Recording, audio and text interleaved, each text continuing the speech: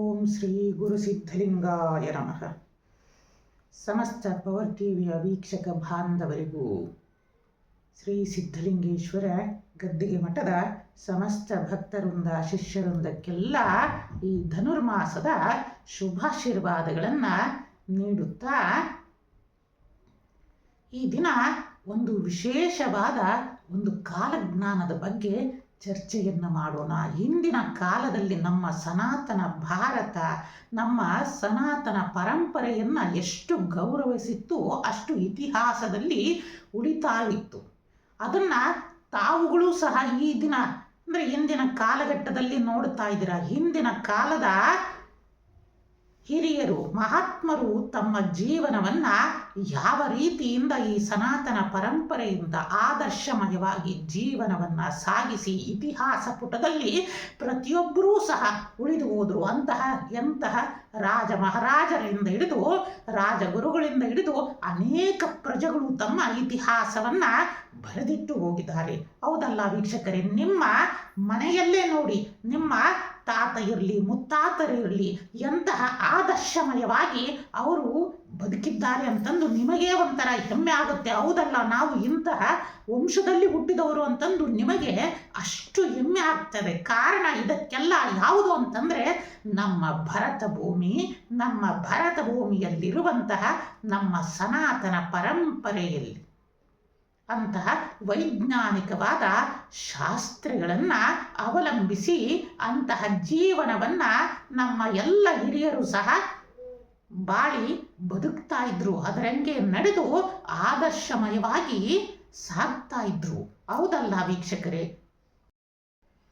ಇಂತಹ ಭವ್ಯ ಭಾರತ ಪರಂಪರೆಯಲ್ಲಿ ಇಂದಿನ ಕಾಲಘಟ್ಟದಲ್ಲಿ ನೀವೆಲ್ಲರೂ ಏನಪ್ಪ ಮಾಡ್ತಾ ಇದ್ದೀವಿ ಅಂತಂದರೆ, ಇಡೀ ನಮ್ಮ ಸನಾತನ ಪರಂಪರೆಯಲ್ಲಿರುವ ಅನೇಕ ಶಾಸ್ತ್ರಗಳನ್ನೇ ನಾವು ಅದಕ್ಕೆ ಬೆಲೆನೇ ಕೊಡ್ಲಿಕ್ಕೆ ಹೋಗ್ತಾ ಇಲ್ಲ.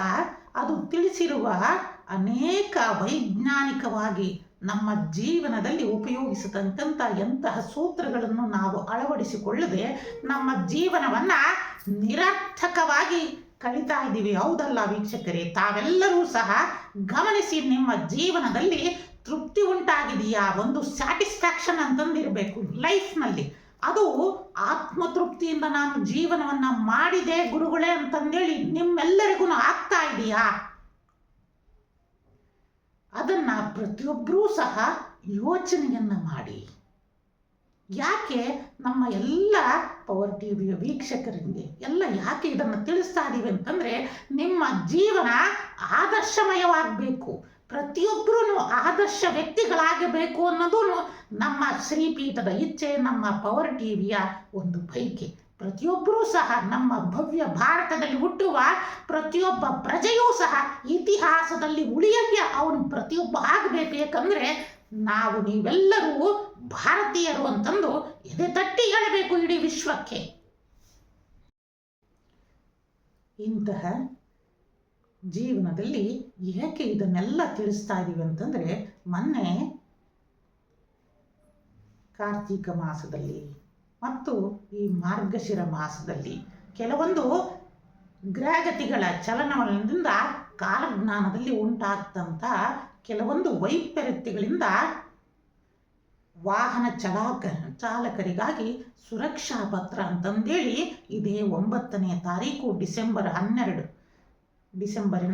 2025ರಲ್ಲಿ ಇಡೀ ಮಾಧ್ಯಮದ ಮೂಲಕ ಪ್ರತಿಯೊಬ್ಬರಿಗೂ ಸಹ ಇಡೀ ನಮ್ಮ ದೇಶಕ್ಕೂ ಸಹ ಅರ್ಥ ಆಗಬೇಕು. ಪ್ರತಿಯೊಬ್ಬ ವಾಹನ ಚಾಲಕರಿಗೂ ಸಹ ಆ ಪ್ರೀತಿಯ ಪತ್ರವನ್ನು ಕಳಿಸಿದ್ದೀವಿ, ಕನ್ನಡದಲ್ಲೂ ಮತ್ತು ಇಂಗ್ಲಿಷ್ನಲ್ಲಿ. ಅದು ಎಲ್ಲ ರಾಜ್ಯದವರೆಗೂ ಸಹ, ಏಕೆಂದರೆ ಪ್ರತಿಯೊಂದು ಜೀವಕ್ಕೂ ಒಂದು ಬೆಲೆ ಇದೆ. ಏಕೆಂದರೆ ಪ್ರತಿಯೊಬ್ಬ ವಾಹನ ಚಾಲಕರಿಗೂ ಸಹ ಒಂದು ಕುಟುಂಬ ಇದೆ. ಆ ಕುಟುಂಬವನ್ನು ನೆಚ್ಚಿ ಬದುಕ್ತಾ ಇರುವ ನೂರಾರು ಜೀವಿಗಳು ಇರ್ತವೆ. ಹೀಗಾಗಿ ಒಂದು ವಾಹನ ಚಲಿಸುವಾಗ ಯಾರಪ್ಪ ದೇವರು ಅಂತಂದರೆ ಸಾಕ್ಷಾತ್ ವಾಹನ ಚಲಿಸುವವನೇ ದೇವನಾಗಿರ್ತಾನೆ, ದೇವರ ಸ್ವರೂಪದಲ್ಲಿರ್ತಾನೆ. ಹೀಗಾಗಿ ಅಂತಹ ವಾಹನ ಚಾಲಕರಿಗೋಸ್ಕರ ಶ್ರೀಪೀಠದಿಂದ ಡಿಸೆಂಬರ್ 9ರಂದು ವಾಹನ ಚಾಲಕರಿಗಾಗಿ ವಿಶೇಷ ಪತ್ರ ಅಂತಂದೇಳಿಯೂ ಸಹ ಬರೆದಿದ್ದೀವಿ. ಅದನ್ನು ಪ್ರತಿಯೊಬ್ಬ ಶಿಷ್ಯರು ಸಹ ಅದಕ್ಕೆ ಮಾಡಿದಿರ್ಬೋದು. ಅದರೊಳಗೆ ನಾವು ತಿಳಿಸಿದ್ವಿ ಶನಿ, ರಾಹು ಮತ್ತು ಮಂಗಳನಿಂದ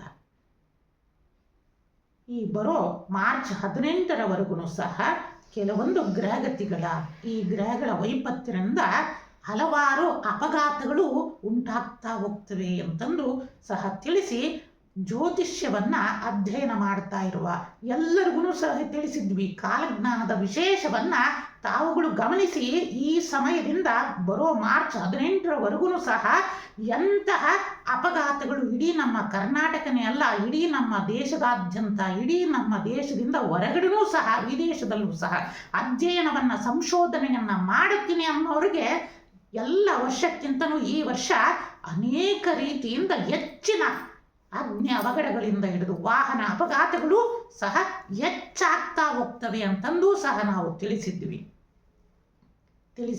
ಅದನ್ನು ಒಂದು ವಿಶೇಷ ಪತ್ರ, ಕಾಳಜಿ ಪತ್ರ ಅಂತಂದೇಳಿ ಇಡೀ ವಾಹನ ಚಾಲಕರಿಗೆ ನಾವು ತಿಳಿಸಿದ್ದೀವಿ.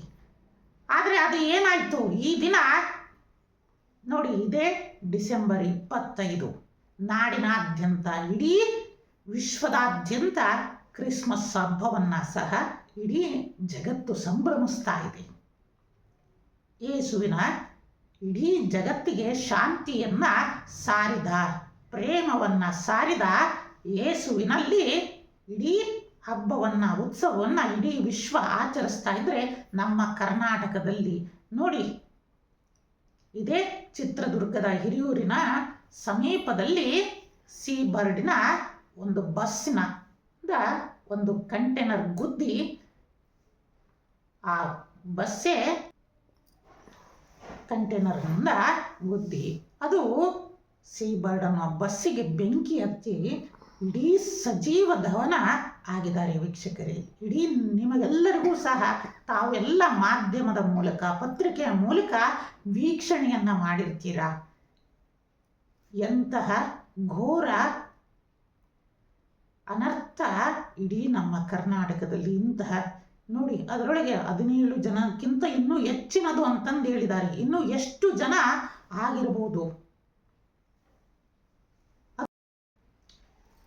ನೋಡಿ, 17ಕ್ಕಿಂತ ಹೆಚ್ಚು ಅಂತಂದರೆ ಒಂದೊಂದು ಇವರು ಸಹ ಅನೇಕ ಕೆಲಸಗಳನ್ನು ನಂಬಿ ಆಯಾ ಕುಟುಂಬದವರು, ಅವರ ಹೆಚ್ಚಿನ ತಾಯಿ, ತಂದೆ, ಪತಿ, ಪತ್ನಿ, ಇಡೀ ಬಂಧು ಬಳಗ ಎಲ್ಲವೂ ಸಹ ಇರ್ತದೆ.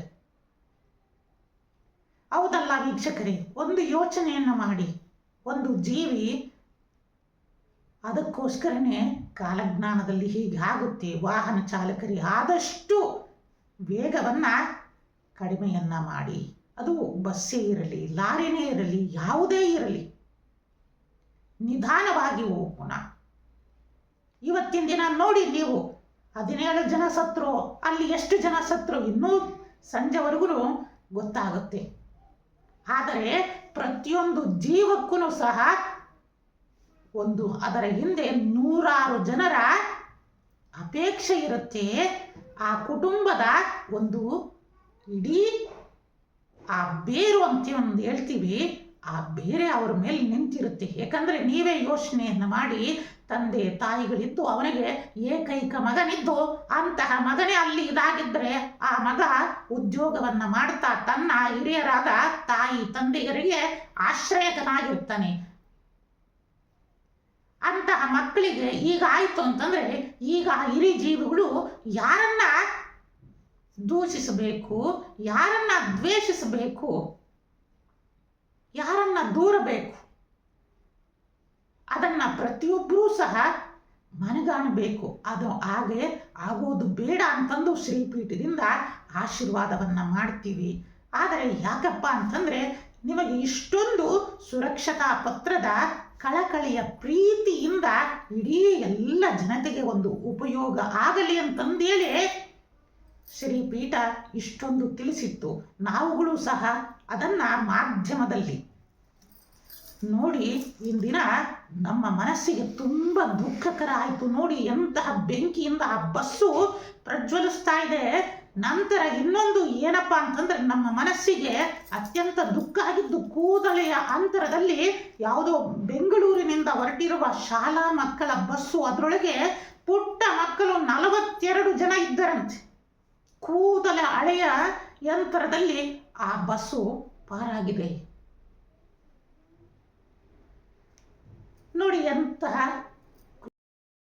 ಕೃತ್ಯ.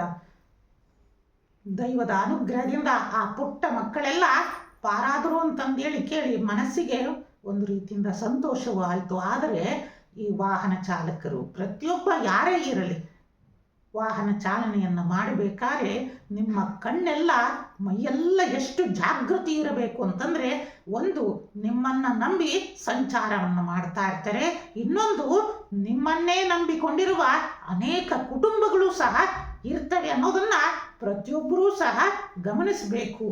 ಮತ್ತು ಶ್ರೀಪೀಠದ ವತಿಯಿಂದ ಮತ್ತು ನಮ್ಮ ಮಾಧ್ಯಮದ ಮೂಲಕ ಪ್ರತಿಯೊಂದು ನಮ್ಮ ರಾಜ್ಯ ಸರ್ಕಾರಕ್ಕೂ ಕೇಂದ್ರ ಸರ್ಕಾರಕ್ಕೂ ಒಂದನ್ನು ನಾವು ಕೇಳೋದು ಏನಪ್ಪ ಅಂತಂದರೆ, ಹಿಂಗೆ ದುರಂತ ಆದ ಮೇಲೆ ತಾವುಗಳೆಲ್ಲ ಪರಿಹಾರವನ್ನು ಘೋಷಿಸ್ತೀರ, ಅದು ನಿಮ್ಮ ಸಂತೋಷ. ಆದರೆ ಈ ಪರಿಹಾರದಿಂದ ಆ ಕುಟುಂಬಕ್ಕೆ ಈಗ ಆಗಿರುವ ಅನ್ಯಾಯವನ್ನು ನಾವುಗಳು ಸರಿಪಡಿಸಬಹುದಾ? ತಾವುಗಳು ಯೋಚನೆಯನ್ನು ಮಾಡಿ ನೋಡೋಣ. ಏಕಂತಂದ್ರೆ ಏಕೈಕ ಒಬ್ಬನೇ ಮಗ ಇದ್ದು, ಇಲ್ಲವೇ ಒಬ್ಬ ಪುತ್ರಿ ಇದ್ದು ಆ ಕುಟುಂಬಕ್ಕೆ ಆ ಮಗ ಇರಲಿ, ಆ ಮಗಳು ಆಧಾರವಾಗಿರ್ತಿದ್ರು. ಮುಂದೆ ಆ ಮಕ್ಕಳಿರಲಿ, ಮೊಮ್ಮಕ್ಕಳಿರಲಿ, ಆ ಎಲ್ಲ ಕುಟುಂಬವನ್ನು ನಾವು ಕೊಡುವಂಥ ಈ ಸರ್ಕಾರದಿಂದ ಪರಿಹಾರ, ಕೇಂದ್ರ ಸರ್ಕಾರದಿಂದ ಕೊಡುವ ಪರಿಹಾರ ಆ ಕುಟುಂಬಕ್ಕೆ ಸಂತೃಪ್ತಿಯನ್ನು ಕೊಡುತ್ತಾ, ಆ ಮಗಳು ಇದ್ದ ಹಾಗೆ ಆ ತಂದೆ ತಾಯಿಗಳನ್ನು ನೋಡಿಕೊಳ್ಳುತ್ತಿರುವ ಹಾಗೆ ಈ ಪರಿಹಾರದ ಹಣ ಆಗುತ್ತಾ? ಆದ್ದರಿಂದ ಈ ಕೇಂದ್ರ ಸರ್ಕಾರಕ್ಕೂ ರಾಜ್ಯ ಸರ್ಕಾರಕ್ಕೂ ಒಂದು ಕಟ್ಟುನಿಟ್ಟಾಗಿ ಒಂದೇ ಒಂದು ಶ್ರೀಪೀಠದಿಂದ ಒಂದು ಸಲಹೆ ಅಂತಂದರೆ, ತಾವುಗಳು ಕೈಗೊಂಡ್ರೆ, ಕಟ್ಟುನಿಟ್ಟಿನಿಂದ ಮಾಡಿದರೆ ಖಂಡಿತ ಇದು ಒಂದು ರಾಜ್ಯ ಸರ್ಕಾರಕ್ಕೆ ಒಂದು ಹೆಮ್ಮೆಯ ಸಂಗತಿ ಆಗುತ್ತೆ. ಏಕಂತಂದರೆ ತಾವುಗಳು ತಮ್ಮದೇ ಸರ್ಕಾರ ಇರಬೇಕಾದ್ರೆ ಅಂತಹ ಈ ಮ್ಯಾನುಫ್ಯಾಕ್ಚರಿಂಗ್ನಲ್ಲಿ ಯಾವ ಪ್ರೊಡಕ್ಷನ್ ಮಾಡ್ತಾ ಇರುತ್ತೆ ಇಂತಹ ವೆಹಿಕಲ್ಗೆ ತಾವುಗಳು ವೇಗದ ಮಿತಿಯನ್ನು ಕಡ್ಡಾಯಗೊಳಿಸಿ, ಸೀಟ್ ಬೆಲ್ಟ್ನಿಂದ ಹಿಡಿದು ಅತ್ಯಂತ ಸುರಕ್ಷತಾ ಕ್ರಮಗಳನ್ನು ಕಟ್ಟುನಿಟ್ಟಾಗಿ ನೀವು ಜಾಗೃತಿಯನ್ನು ವಹಿಸಿದಾಗ ಮಾತ್ರ ಇದಾಗುತ್ತೆ. ಆದರೆ ಇಂತಹ ಯಾವುದೋ ಒಂದು ಘಟನೆಗಳು ನಡೆದಾಗ ಒಂದು ವಾರ ಎಚ್ಚೆತ್ತುಕೊಂಡು ಮುಂದಿನ ವಾರ ಅದರಂಗೆ ಮರೆತು ಬಿಡೋದು, ಜನರೂ ಸಹ ಮರೆತರು ಅಂತಂದೇಳಿ. ಆದರೆ ಹಿಂಗಾಗೋದು ಬೇಡ. ಯಾವುದೇ ಇರಲಿ, ಕೇಂದ್ರ ಸರ್ಕಾರ ಇರಲಿ, ರಾಜ್ಯ ಸರ್ಕಾರ ಇರಲಿ, ಇದರ ಬಗ್ಗೆ ಎಚ್ಚೆತ್ತುಕೊಳ್ಳಬೇಕು. ರಸ್ತೆ ಸಾರಿಗೆಯ ಮಂತ್ರಿಗಳು, ರಾಜ್ಯ ಸರ್ಕಾರದಿರಲಿ, ಕೇಂದ್ರ ಸರ್ಕಾರದಿರಲಿ, ತಾವು ಕಟ್ಟುನಿಟ್ಟಾಗಿ ವೇಗದ ಮಿತಿಯನ್ನು ಅದು 60ಕ್ಕೆ ನೀವು ನಿಗದಿಪಡಿಸಿದ್ರೂ ಶ್ರೀಪೀಠದಿಂದ ಸಂತೋಷಗೊಳ್ತೀವಿ. ಎಂತಹ ವೇಗನ ಇರಲಿ, ಅರ್ಜೆಂಟ್ನಾಗಿ ಇದನ್ನು ತಲುಪಿಸಬೇಕು ಅಂತಂದೇಳಿ ಇಂತಹ ಲಾರಿಗಳಿರಲಿ, ಕಂಟೈನರ್ಗಳಿರಲಿ, ಅಂತಹವರಿಗೆ ಒಂದು ಗೈಡ್ಲೈನ್ಸನ್ನು ನೀವು ಮಾಡಿ, ಅಂತಹ ಸ್ಥಿತಿಯಲ್ಲಿ ಒಂದಕ್ಕಿಂತ ಹೆಚ್ಚು ಚಾಲಕರು ಪ್ರಯಾಣಿಸಬೇಕು. ಇಲ್ಲದಿದ್ದರೆ ಅಂತಹ ವೆಹಿಕಲನ್ನು ತಾವುಗಳು ಮುಂದೆ ಸಂಚಾರವನ್ನು ಮಾಡಲಿಕ್ಕೆ ಬಿಡೋಲ್ಲ ಅಂತಂದೇಳಿ ಕಟ್ಟುನಿಟ್ಟಾಗಿ ರಾತ್ರಿಯ ವೇಳೆಯಲ್ಲಿ ಮಾಡೋದ್ರಿಂದನೂ ಸಹ ಅದನ್ನು ಸುಧಾರಿಸಬಹುದು. ನೋಡಿ, ಇಂದಿನ ಕಾಲದಲ್ಲಿ ನಮ್ಮ ಅನೇಕ ಪುರಾಣಗಳನ್ನು ಮತ್ತು ಅನೇಕ ಶಾಸ್ತ್ರಗಳನ್ನು ನೋಡಿದರೆ ಗೊತ್ತಾಗುತ್ತೆ. ಹಿಂದೆ ಅಂತಹ ಚಾಲನೆಯನ್ನು ವೇಗವಾಗಿ ಮಾಡಬೇಕು ಅಂತಂದರೆ ಒಂದಕ್ಕಿಂತ ಹೆಚ್ಚು ಚಾಲಕರು ಒಂದು ವಾಹನದಲ್ಲಿ ಪ್ರಯಾಣಿಸ್ತಿದ್ರು ಅಂತಂದೇಳಿ ಆಗಿನ ಹಿಂದಿನ ಕಾಲದಲ್ಲೇ ಇತ್ತು. ಆದರೆ ಈಗಿನ ಹೇಗಾಗ್ತಾ ಇದೆ, ವೇಗದ ಮಿತಿ ಮತ್ತು ಅವಸರಗಳು, ಮತ್ತೆ ಒಂದು ಲಾರಿನಲ್ಲಿ ಹಾಕಿರುವ ಸರಕನ್ನು ಇನ್ನೊಂದು ಅಂದರೆ ಇಷ್ಟೇ ಗಂಟೆಯೊಳಗೆ ತಲುಪಿಸಬೇಕು ಅಂತಂದು, ಅಂದರೆ ಕಾಯಕದ ದೃಷ್ಟಿಯಿಂದ, ಆ ಮನೆಯ ಸುರಕ್ಷತೆಯ ದೃಷ್ಟಿಯಿಂದ ವಾಹನ ಚಾಲಕರು ಏನು ಮಾಡ್ತಾರೆ ಅಂತಂದರೆ ಸ್ವಲ್ಪ ಉಳಿತಂದ್ರೆ ನನ್ನ ಕುಟುಂಬಕ್ಕೆ, ನನ್ನ ಮಕ್ಕಳಿಗೆ ಇದರಿಂದ ಸಹಾಯ ಆಗುತ್ತೆ, ಇದರಿಂದ ಅನ್ನ ಆಗುತ್ತೆ ಅಂತಂದೇಳಿ ಆ ಮಕ್ಕಳ ಶಾಲಾ ಫೀಸ್ಗಾಗಲಿ ಹೀಗೆ ಅನೇಕ ದೃಷ್ಟಿಯಿಂದ ವಾಹನ ಚಾಲಕರು ತಮಗೆ ಹಸುವಾಗುತ್ತೋ, ತಮಗೆ ಕಾಯಿಲೆ ಇರುತ್ತೋ, ತಮಗೆ ಜ್ವರ ಬಂದಿದೆಯೋ ಅದನ್ನು ಯಾವುದನ್ನೂ ಸಹ ಈ ವಾಹನ ಚಾಲಕರು ಗಮನಿಸದೆ ತಮ್ಮ ಕುಟುಂಬಕ್ಕೋಸ್ಕರ ರಾತ್ರಿ ಅನ್ನೋದೂ ಸಹ ಕಣ್ಣಿಗೆ ನೀರನ್ನು ಹಾಕ್ಕೊಂಡು ಹೊರತಿ ಹಗಲು ರಾತ್ರಿ ಅನ್ನದೇ ಸಂಚರಿಸ್ತಾ ಹೋಗ್ತಾರೆ. ಇದರಿಂದ ಅವರಿಗೆ ಆರೋಗ್ಯದ ಮೇಲೂ ಮುಂದೆ ತುಂಬ ಪೆಟ್ಟು ಬೀಳುತ್ತೆ. ಆದರೆ ಅದು ಆ ಕುಟುಂಬದ ದೃಷ್ಟಿಯಿಂದ ಸರಿ ಎನಿಸಿದರೂ ಮುಂದೊಂದು ದಿನ ಅವರ ಆರೋಗ್ಯದ ಮೇಲೂ ಸಹ ಇದು ಪರಿಣಾಮ ಬೀರಬಹುದು. ಏಕೆಂದರೆ ಒಬ್ಬ ಮನುಷ್ಯನಿಗೆ ರಾತ್ರಿ ತೂಕಡಿಕೆ ಯಾವ ಸಮಯದಲ್ಲಾದರೂ ಬರಬಹುದು ವೈಜ್ಞಾನಿಕ ದೃಷ್ಟಿಯಿಂದ. ಆದ್ದರಿಂದ ಕೇಂದ್ರ ಸರ್ಕಾರ, ರಾಜ್ಯ ಸರ್ಕಾರ ಇದರ ಮೇಲೆ ಖಂಡಿತ ನೀವು ನಿಗಾವಹಿಸಿದರೆ ಈ ಪುಣ್ಯ ಖಂಡಿತ ನಿಮ್ಮನ್ನ ಕಾಪಾಡುತ್ತೆ ಶಾಸಕರೇ, ಮಂತ್ರಿವರ್ಯರೇ. ಯಾಕಂದರೆ ತಾವುಗಳು ಮನಸ್ಸನ್ನು ಮಾಡಿದರೆ ಖಂಡಿತ ಇದನ್ನು ಜಾರಿಗೊಳಿಸ್ಬೋದು ಅಂತಂದೇಳಿ ತಿಳಿಸ್ತಾ ಇದ್ದೀನಿ. ಯಾಕಂದರೆ ಇದರಿಂದ ನಿಮಗೆ ನಿಮ್ಮ ಸರ್ಕಾರಕ್ಕೆ ಅತ್ಯಂತ ಹೆಚ್ಚಿನ ಪುಣ್ಯ ದೊರೆಯುತ್ತೆ. ಆದ್ದರಿಂದ ವಾಹನ ಚಾಲಕರಲ್ಲಿ ಆ ಲಾರಿ ಇರಲಿ, ಬಸ್ಗಳಿರಲಿ, ಇದರ ಮೇಲೆ ನಿಯಂತ್ರಣವನ್ನು ಮಾಡಿ ಮತ್ತು ವೇಗದ ಮಿತಿಯನ್ನು 100ರ ಒಳಗಡೆನೇ ಸಹ ನೀವು ತರಬೇಕು. ನೋಡಿ, ನಮ್ಮ ಭಾರತದಲ್ಲಿ ಹಿಂದಿನ ಕಾಲದಲ್ಲಿ ನಮ್ಮ ಹಿರಿಯರುಗಳನ್ನ, ನಮ್ಮ ಋಷಿವರ್ಯರನ್ನ ನೋಡಿ, ಅವರು ಈ ಸುರಕ್ಷತಾ ದೃಷ್ಟಿಯಿಂದ ಏನಪ್ಪ ಒಂದು ವೈಜ್ಞಾನಿಕವಾಗಿ ಮಾಡಿದರು ಅಂತಂದರೆ ಮಧ್ಯರಾತ್ರಿಯಲ್ಲಿ ಸಂಚಾರವನ್ನು ಮಾಡಬಾರದು ಅಂತಂದೇಳಿ ಅಪ್ಪಣೆಯನ್ನು ಮಾಡಿದರು. ಯಾಕಪ್ಪ ಅಂತಂದರೆ ಬ್ರಾಹ್ಮಿ ಮುಹೂರ್ತದವರೆಗೂ ಸಂಚಾರವನ್ನು ಮಾಡಬೇಡಿ ಅಂತಂದು ಹಿಂದೆನೂ ಸಹ ಇತ್ತು. ಇದರ ಬಗ್ಗೆ ಅನೇಕ ಮಹಾಭಾರತದಲ್ಲಿ, ರಾಮಾಯಣದಲ್ಲಿ ಅನೇಕ ಉದಾಹರಣೆಗಳಿದ್ದಾವೆ. ಅದನ್ನು ಬಿಡಿ, ಮತ್ತೆ ನಮ್ಮ ರಾಜರ ಇತಿಹಾಸವನ್ನು ನೀವುಗಳು ನೋಡಿದ್ರೂ ಸಹ ಅನೇಕ ಇತಿಹಾಸಗಳನ್ನು ಸಹ ನೀವು ನೋಡ್ತಾ ಹೋಗ್ತೀರಾ. ಇದರ ದೃಷ್ಟಿ ಏನಂತಂದರೆ ಮಧ್ಯರಾತ್ರಿಯಿಂದ ಬ್ರಾಹ್ಮಿ ಮುಹೂರ್ತದವರೆಗೂ ಸಹ ನಿದ್ರಾ ಸಮಯ ಆಗಿರುತ್ತೆ. ಅಂದರೆ ಪ್ರತಿಯೊಬ್ಬ ಜೀವಿಗಳಲ್ಲೂ ಸಹ ಆ ನಿದ್ರೆ ಅನ್ನೋದು ಕಂಟ್ರೋಲಿಗೆ ಬರೋದಿಲ್ಲ. ಹಿಂದೆ ಇದ್ದ ಇಂತಹ ಶಾಸ್ತ್ರಗಳ ಪಾಲನೆ ಇವತ್ತಿನ ದಿನ ಯಾರು ಗಟ್ಟಿ ಧೈರ್ಯದಿಂದ ನಿಂತು ಅಂತಹ ಕಾನೂನು ತಂದರೆ ಖಂಡಿತ ಎಷ್ಟೋ ಅಪಘಾತಗಳನ್ನು ನಾವು ತಡೆಯಬಹುದಾಗಿದೆ. ಏಕೆಂತಂದರೆ ಅಂತಹ ಮಧ್ಯರಾತ್ರಿಯಲ್ಲಿ ಸಂಚಾರವನ್ನು, ನಿರ್ಬಂಧವನ್ನು ಗಟ್ಟಿಯಾಗಿ ಯಾವ ಮಂತ್ರಿಗಳು, ಯಾವ ರಾಜ್ಯ ಸರ್ಕಾರ, ಯಾವ ಕೇಂದ್ರ ಸರ್ಕಾರ ಮಾಡುತ್ತೋ ಖಂಡಿತ ಆ ಸರ್ಕಾರದ ಮೇಲೆ ಅನೇಕ ಕುಟುಂಬಗಳ ಆಶೀರ್ವಾದ ನಿಮಗೆ ಖಂಡಿತ ಸಿಗುತ್ತೆ. ಅಜರಾಮರವಾಗಿ ನೀವು ಉಳಿತೀರಾ ಅಂತಂದು ಸಹ ಶ್ರೀಪೀಠದಿಂದ ಆಶೀರ್ವಾದವನ್ನು ಸಹ ನಾವು ಮಾಡ್ತಾ ಇದ್ದೀವಿ. ಏಕೆಂದರೆ ಮೊಟ್ಟ ಮೊದಲು ನಿಮಗೆ ಅನೇಕರು ಏನಾದರೂ ಅನ್ಬೋದು, ಆದರೆ ಅದಕ್ಕೆಲ್ಲ ತಲೆ ಕೆಡಿಸ್ಕೊಳ್ಳದಲ್ಲೇ ನೀವು ಮುಂದುವರೆದ್ರೆ ಇಂತಹ ಕಾನೂನುಗಳನ್ನು ಜನರ ಸುರಕ್ಷತೆಗಾಗಿ ಅಂತಂದರೆ ಖಂಡಿತ ಅದು ಮಹಾ ಪುಣ್ಯ ಕಾರ್ಯವನ್ನು ಆ ಸರ್ಕಾರ ಮಾಡುತ್ತೆ ಅಂತಂದು ಸಹ ನಾವು ಶ್ರೀಪೀಠದಿಂದ ಮತ್ತೊಮ್ಮೆ ನಿಮ್ಮೆಲ್ಲರಿಗೂ ಸಹ ತಿಳಿಸುತ್ತಾರೆ. ಆದಷ್ಟು ಇನ್ನು ಮಾರ್ಚ್ 18ರವರೆಗೂ ಸಹ ಪ್ರತಿಯೊಬ್ಬ ಚಾಲಕರಿಗೆ ಮತ್ತು ಪ್ರಯಾಣಿಸ್ತಾ ಇರುವ ಎಲ್ಲ ಪ್ರಯಾಣಿಕರಿಗೂ ಮೇಲಾಗಿ ಯಾವುದೇ ಬಸ್ಸಿನ ಮಾಲೀಕರಿರಲಿ ಮತ್ತು ಲಾರಿಯ ಎಲ್ಲ ಮಾಲೀಕರಿಗೂ ಸಹ ಮೊದಲು ನಿಮ್ಮ ವಾಹನಗಳಲ್ಲಿ ಸುರಕ್ಷತಾ ಕ್ರಮಗಳನ್ನು ರಾಜ್ಯ ಸರ್ಕಾರ ಬಿಡಿ, ಆ ಸರ್ಕಾರ ಏನು ಮಾಡುತ್ತೋ ಬಿಡುತ್ತೋ, ಆದರೆ ಮೊಟ್ಟ ಮೊದಲು ನಿಮ್ಮ ಕರ್ತವ್ಯ ನಿಮ್ಮ ವಾಹನದ ಸುರಕ್ಷತೆಯನ್ನು ಸಂಪೂರ್ಣವಾಗಿ ಗಮನಿಸಬೇಕು. ಏಕೆಂದರೆ ನಿಮ್ಮ ವಾಹನದನ್ನು ನೋಡಿ ಅನೇಕ ಜನ ಪ್ರಯಾಣಿಸ್ತಾರೆ.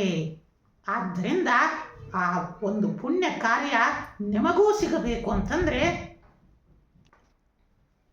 ಇಂತಹ ಸುರಕ್ಷತಾ ಕ್ರಮದಿಂದ ಮಹಾಪುಣ್ಯವೂ ಸಹ ಎಲ್ಲ ಮಾಲೀಕರಿಗೂ ಸಹ ಪುಣ್ಯ ಬರುತ್ತೆ ಅಂತಂದು ಮತ್ತೊಮ್ಮೆ ನಿಮ್ಮೆಲ್ಲರಿಗೂ ಸಹ ತಿಳಿಸುತ್ತಾ ಪ್ರತಿಯೊಬ್ಬರೂ ಸಹ ವಾಹನ ಚಾಲಕರು ನಿಮ್ಮ ಸುರಕ್ಷತೆ ಜೊತೆಯಲ್ಲಿ ನಿಮ್ಮ ವಾಹನದ ಸುರಕ್ಷತೆಯು ಮತ್ತು ಪ್ರಯಾಣಿಕರ ಸುರಕ್ಷತೆಯನ್ನು ಸಹ ನೋಡಿಕೊಳ್ಳುವುದು. ಅದರ ಜೊತೆಯಲ್ಲಿ ನಮ್ಮ ರಾಜ್ಯ ಸರ್ಕಾರಗಳು, ಕೇಂದ್ರ ಸರ್ಕಾರಗಳು ನಿಮಗೋಸ್ಕರ ಕೆಲವೊಂದು ನಿಯಮಗಳನ್ನು ಮಾಡ್ತಾ ಇರ್ತವೆ. ಅಂತಹ ನಿಯಮಗಳನ್ನು ಚಾಚೂ ತಪ್ಪದಲ್ಲಿ ತಾವುಗಳು ಸಹ ಪರಿಪಾಲನೆಯನ್ನ ಮಾಡಬೇಕು. ರಸ್ತೆ ಮಾರ್ಗದ ಜೊತೆಯಲ್ಲಿ ರೈಲು ಮಾರ್ಗ ಇರಲಿ, ವಿಮಾನ ಮಾರ್ಗ ಇರಲಿ, ಇನ್ನು ನೌಕಾ ಮಾರ್ಗದವರು ಸಹ ಎಲ್ಲರೂ ವಾಹನ ಚಾಲಕರೇ.